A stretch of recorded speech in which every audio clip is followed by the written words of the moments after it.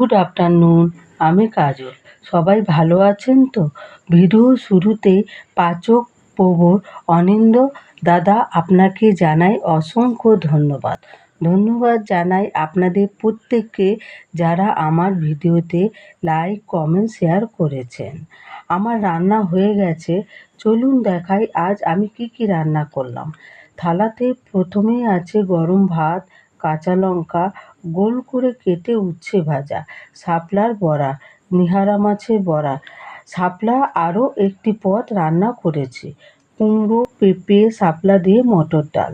শাপলা ভাজা খেতেও খুব ভালো লাগে, তবে আজ আর ভাজা করিনি, অন্য কোনো দিন করব। শাপলার কোন পদটি আপনার ভালো লাগে তা কমেন্টে জানাবেন। আজ আমার লাঞ্চের থালার ভিডিও এইটুকুই। আজ দুপুরে আপনাদের মেনু কী তা অবশ্যই কমেন্টে জানাবেন।